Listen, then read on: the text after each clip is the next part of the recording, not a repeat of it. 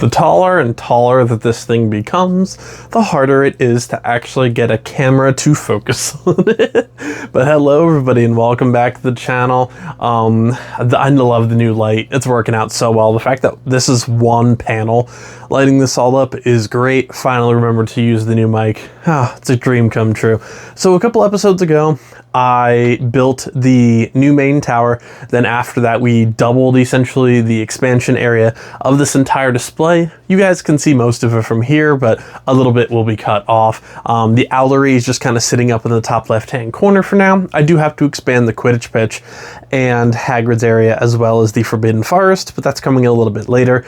Today we are going to be adding lights to the main tower. I'm excited for this. This is going to be the 2.0 kit, which is the new one from Brixmax. I will attempt to show this. Yeah, that's the tripod's about, what, 7.5 feet off the ground for this. But essentially, Brixmax and a couple other companies did release their new lighting kits for this. So I'm really excited. I'm not excited to move the big thing, but hey, it happens. Excuse me.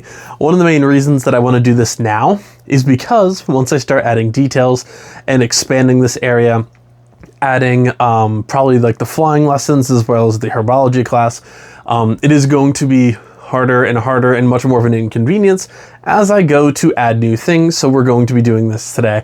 I'm excited. Like I said, this is the new 2.0 kit.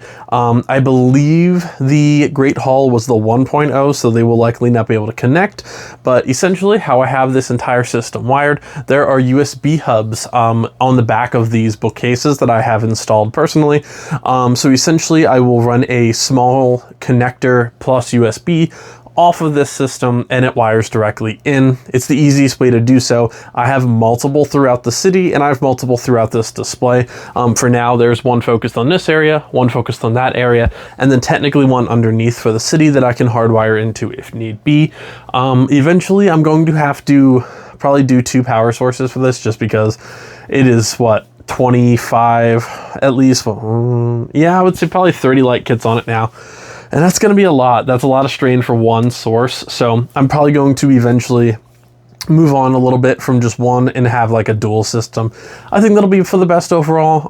If you haven't seen it before, I run them off of Ryobi 18 volt, the 1 Plus batteries. I use a power inverter from Ryobi and I hardwire everything in using a bunch of USB hubs and everything else like that.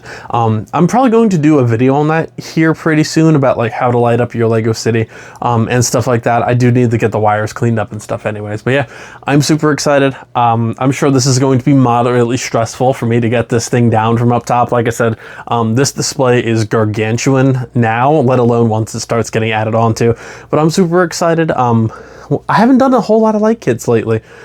Basically, I think the last one was the town hall, but I didn't do one for quite a bit before that. But I do want to start lighting up a lot of other stuff. I also do have some custom lighting pieces coming so that I can most likely do the boathouse down here, which is definitely something that I would like to do. I would like to do the Tri-Wizard area, just like up top, have a little light source.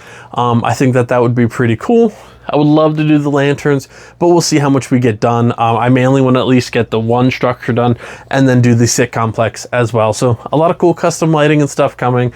Bear with me as I get through this whole process of changing up the Lego room and updating the studio and all of that, but it's a super exciting time. Now let's get started on the build, folks. Alright, so before I add it into the main display, we will go through the backside since this will all be completely hidden. These bottom rooms were removed just to make carrying it around a little bit easier, and there's nothing essentially attached to them in terms of lighting, so we'll go on from there. In the bottom, since it's like the mystery area, they always light them up green. Typically, I have skipped the green and the blue in terms of like the ocean and like the green lighting, just because I don't always like it. I decided to keep it on for this set just to see kind of how it looks, and especially on the outside, as you'll see pretty soon, I do really like it. We do have quite a bit of wires up here. You're going to have that, especially in a set as large as this. It happens, and that is one of the hot spots for it. One of the other hot spots, and I'll try and do this without breaking anything, is right over here on the outside. It will be completely hidden from the front, so I'm not worried about that too much. But mostly a lot of strip lighting. There's also a small, let's raise you guys up a little bit towards the next stage. Working out well. Good job, tripod. we'll move you guys up to the next stage here. You can see that there is a little bit of a fireplace action there, which is definitely pretty cool. The only thing that is unfortunate here, obviously this will be lost when we display it just from the front, but I kind of allowed myself to use some lighter wires, or like just not hide them as well, just because I want to open it up. I can connect some things to this in the future, and since I'm customizing some other lights for this, it happens. I'm going to leave some of them just the way they are for now. So you definitely can hide these better than I typically do, but I always allow myself a little bit of space to do some extra customization in the end. All of the staircases do completely move. This one will stick a little bit here, but it does rotate to either side. The only way that it actually hits is if you have it just in that position. Again, we're not here for a playset, so it happens. This one does not get stuck at all. We utilized some of the paintings, sorry about that, on the side to actually hide the wires and trace them up through.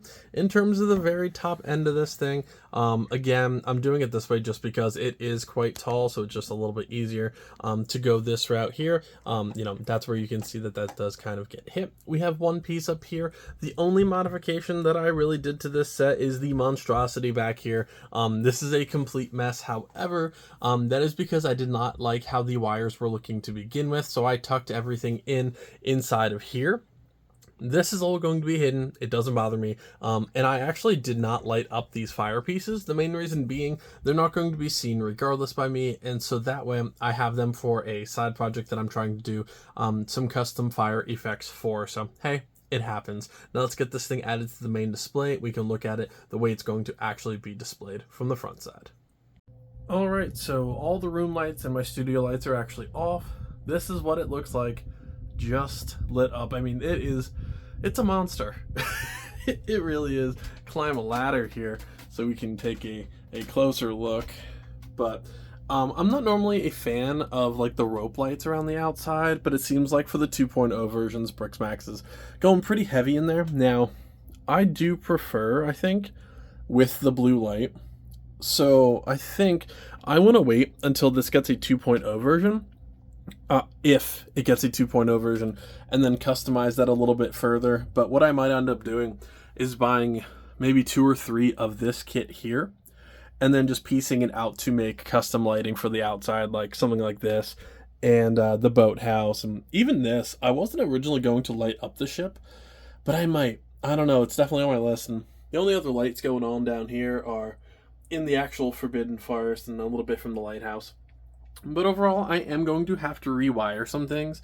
That is just unfortunately, you know, it's kind of a mess back there. Everything's pulled a little bit too tight for me right now in terms of like the actual wiring.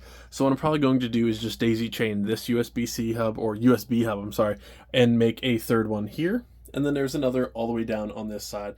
Of course, we do have a little bit of like no man's land, but hey, it's fine. It's going to be a very long project trying to get everything situated here, but I am super happy with how it actually turned out.